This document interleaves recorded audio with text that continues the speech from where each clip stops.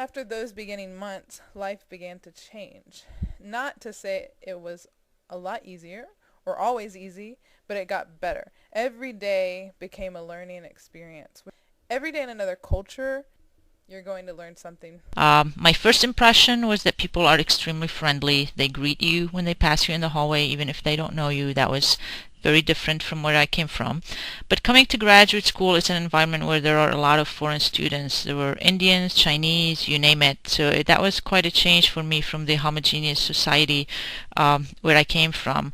Ahojte Američania, chcela by som vám len v rýchlosti porozprávať o skúsenostiach Slováka žijúceho v Amerike. Vyjde s niečím, prečo ti je taká zima, keď pochádzaš z Ruska? A pritom je to úplne naopak. My name is Amara. I came to the US in 1987 when I got married. I never planned to stay. In fact, that was one of the conditions of my marriage. I always felt that as the educated minority of Pakistan, I needed to go back and do something for my country. So for about the first 10 years of my life here, we kept trying to go back.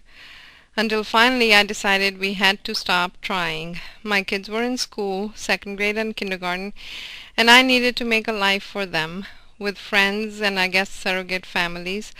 I needed them to feel like they belonged, to know where their real home was. So here we are, 10 years later. My daughter's in college and my son is starting next year. And we're all American. I arrived at age 8, almost 9, as Mimi from Taiwan in the early 70s. The first 3 months, my older sister and I didn't feel intimidated or vulnerable. Then I started school as Yvonne in the 3rd grade, and everything changed. Took me about 6 months to adjust to school and to feel like I comprehended classroom direction. Socially, I felt really left out those first 6 months in school. I looked and sounded very different from everyone else. At first I was amused by all the discoveries I made here, but lately they've made me, well, angry. Unreasonable as it is, I have caught myself in moments of bitterness. It happens all the time because I always have to ask myself why things are this way here. I'm always feeling confused and lost. Like when I go to the grocery store and everything is buy one get one free, but it's always a weird combination like pineapple juice and a liter of plum juice, or worse, liquor and toothpaste. Why? I read about these symptoms, heard about it from my friends who worked abroad for years.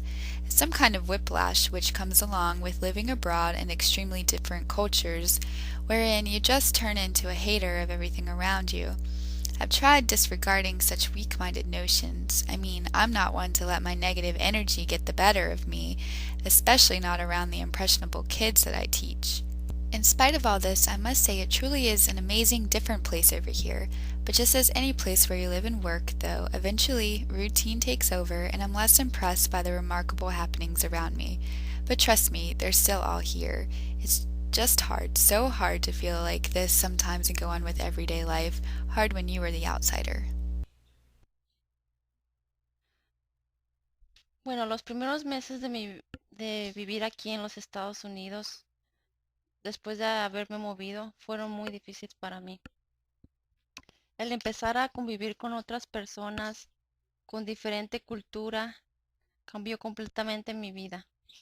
No saber el idioma fue muy difícil y decidí aprenderlo.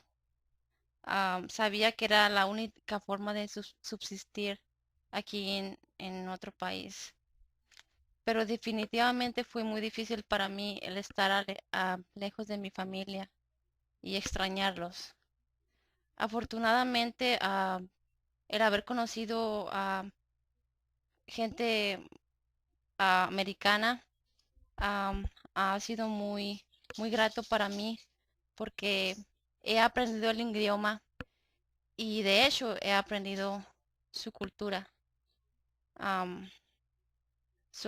De hecho, los mejores amigos para mí son americanos y eso me hace complementar mi vida.